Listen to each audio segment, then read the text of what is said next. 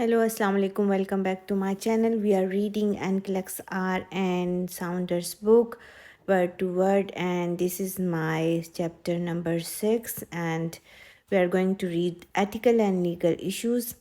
It is really important in exam. Ethical and legal issues. When you are going to be RN in US, you should know about ethical and legal issues about nurses. So we are going to read this word to word, priority concepts, ethics, healthcare laws. Here it is. Description: ethics, the branch of philosophy concerned with the distinction between right and wrong on the basis of a body of knowledge, not only on the basis of opinion.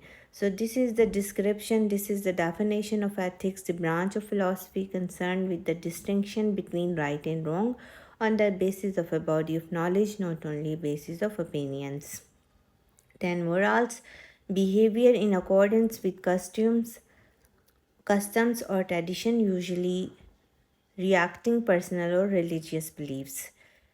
This is morals, ethical principles, codes that direct or govern nursing actions. Box 6.1, box 6.1, I will read when it comes. Then number D, the values, beliefs, and attitudes that may influence behavior and the process of decision making. E. Value clarification, process of analyzing one's own value to understand oneself more completely regarding what is truly important.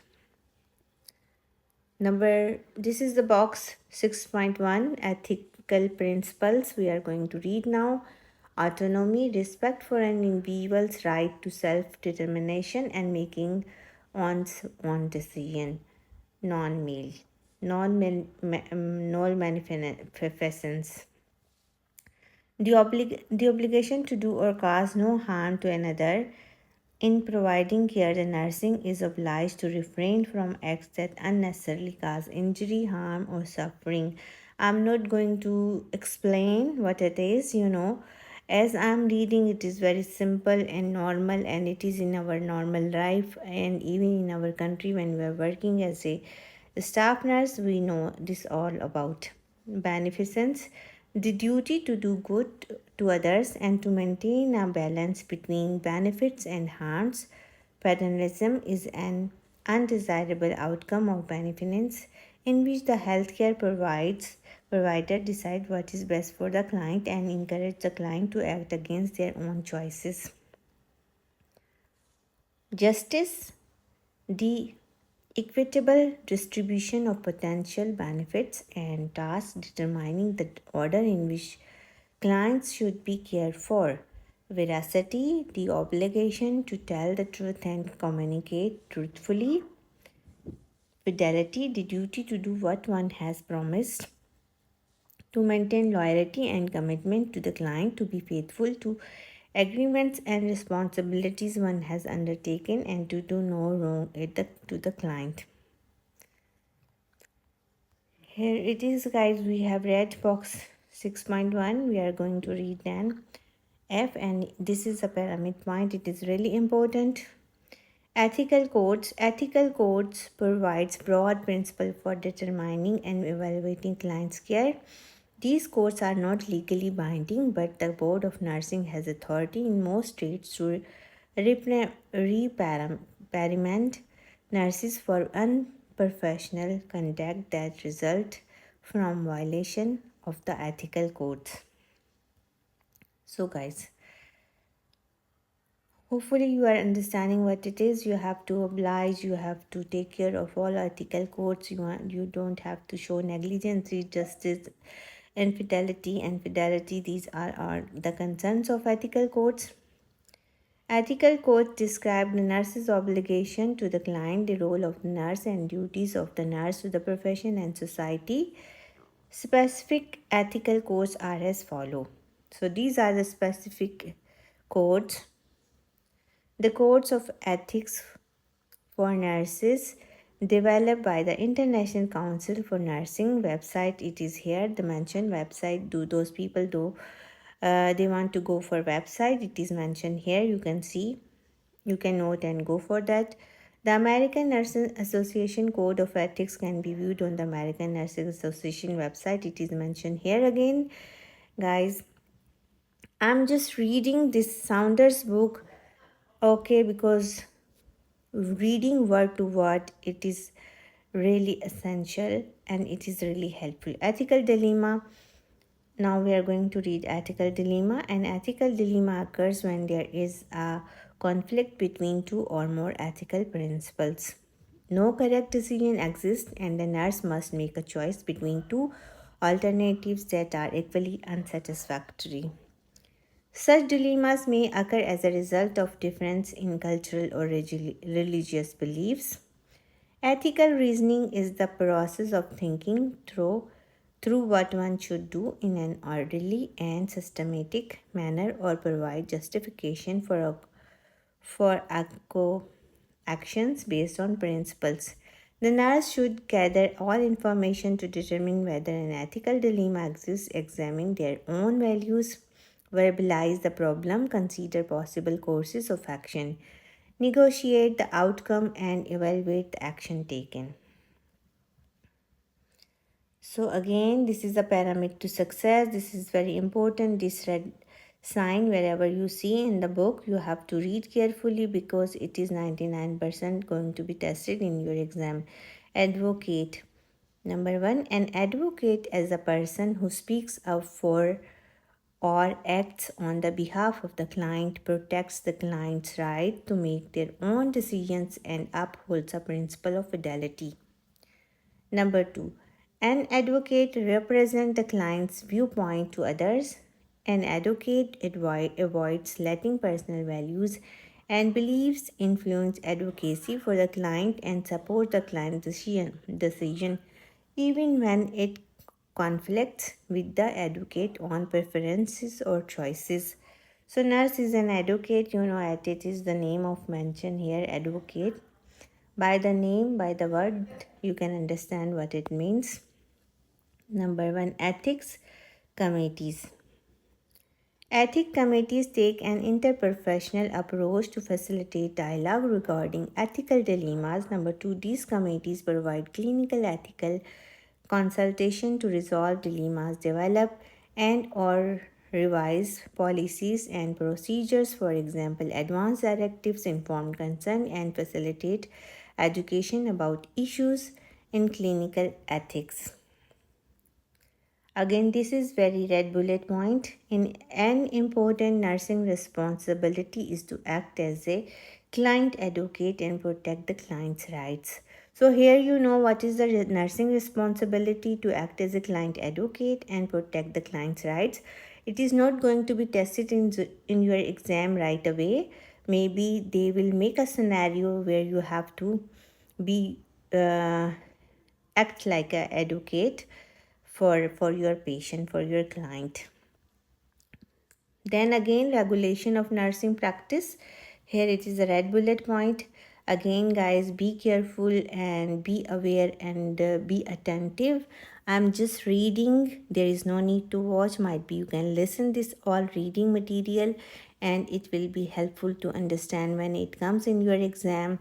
You will remember this, nursing responsibility to act as a client advocate, protect the client rights, regulation of nursing practice, and Nurse Practice Act. Nurse Practice Act, let's go and read. A Nurse Practice Act is a series of statutes that have been enacted by a state legislation to regulate the practice of nursing within that state. Number two, Nurse Practice Act set educational requirements for the nurse, distinguish between nursing practice and medical practice, and define the scope of nursing practice. Number three, additional issues covered by Nurse Practice Acts include licensure requirements or protection of the public ground for disciplinary action, rights of the nurse license if a disciplinary action is taken, and related topics. Number four, all nurses are responsible for knowing the provisions of the act of the state or province in which they work. Number B, standard of care. Standards of care are guidelines that identify what the client can expect to receive in terms of nursing care. The guideline determine whether nurses have performed duties in an appropriate manner. If the nurse does not perform duties within accepted standards of care, the nurse may be in jeopardy of legal issue. Number 4, if the nurse if the nurse is named as a defendant, a malpractice lawsuit and proceedings show that the nurse followed neither the accepted standards of care outlined by the state or province nurse practice act nor the policies of the employing institution. Here guys, be careful. If you are not providing standard of care, then what is they are gonna do here? We are going to read this. The nurse legal liability is clear. The nurse is liable. Employee guidelines. Respondent superior. This is employee guidelines. Superior respondents. The employer is held liable for any negligent act of an employee if the alleged negligent act occurred during the employment relationship and was within the scope of the employee's responsibilities. These legal liabilities and these legal guidelines we all have in our countries as well. Contracts. Nurses are responsible for carrying out the terms of a contractual agreement with the employing agency and the client. If you do contract, you have to obey about that contract. B. The nurse employee relationship is governed by established employee handbooks and client care policies and procedures that create obligations, rights, and duties between those parties. Institutional policies, written policies, and procedures of the employing institution detail how nurses are to perform their duties. B. Policies and procedures are usually specific and describe the expected behavior on the part of the nurse. C. Although policies are not laws, courts generally rule against nurses who violate policies.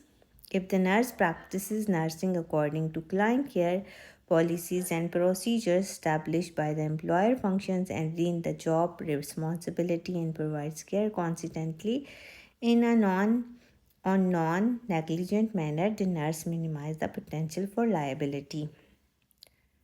So be careful here. The nurse must follow the guidelines identified in the Nurse Practice Act and agency policies procedure when delivering client care. Again, number D is very important here. Red bullet sign, hospital staffing, charges of abandonment may be made against nurses who walk out when staffing is inadequate. When you know there is a shortage of nurses, there is a burnout and you have to work, but you walk out, this is not good. So then you know what is going to do for you. Nurses in short staffing situations are obligated to make a report to the nursing administration. If your ward, if your floor has nurse shortage, you should inform nursing administration. Floating. Floating is a relieving pool like in our countries. In my country, I have relieving pool. Maybe you have runner or relievers. They call floating. Floating is an acceptable practice used by healthcare facilities to alleviate understaffing and overstaffing. Legally, the nurse cannot refuse to float unless the institution has a union contract guarantee that nurses can work only in specified area, or the nurse can prove lack of knowledge for the performance of assigned task. However, client safety and client care need to be priority. And depending on the healthcare facility policies and procedures, the nurse may be required to float to other agency areas to care for clients. Okay. Hopefully, this is understandable for you guys. It is very simple language, and you are understanding nursing floating. When they have nursing shortage, they can move you from one floor to another floor, from one ward to another ward. So here this is we are reading chapter number 6, ethical and legal issues. We are going to read now page number 83. So, page number nurse. Nurses in a floating situation must not assume responsibility beyond their level of experience or qualification. Nurses who float should inform the superior of any lack of experience in caring for the type of clients on the new nursing unit. For example, if you are working in renal unit and you have to go medical ward and you don't know anything, you should inform your supervisors. Our resource nurse who is skilled in the care of clients on the unit should also be assigned to the float nurse. In addition to float nurses should be given an orientation of the unit and the standards of care for the unit should be reviewed. The float nurse should care for clients whose acuity level must closely matches the nurse's experience. Some facilities have float teams which helps to elevate understaffing. Hopefully, this point is understandable. It is very simple. So, disciplinary action. Boards of nursing may deny, revoke, or suspend any license to practice as a registered nurse. According to their statutory authority, individuals could also be placed on probation. Some causes for disciplinary action are as follows. So, disciplinary action can be taken. Okay, what is the causes? We are going to read now. Number A. Unprofessional conduct. Conduct that could affect the health and welfare of the public adversely. C. Breach of client confidentiality. Look here, very important. Failure to use sufficient knowledge, skills, or nursing judgment. Physically or verbally abusing a client. Assuming duties without sufficient preparation. Knowingly delegating to unlicensed personal nursing care that places the client at risk or injury. Failure to maintain an accurate record for each client, falsifying the client's record, leaving a nursing assignment without properly notifying appropriate personnel. So these are the causes. Employee assistance program are available for individual.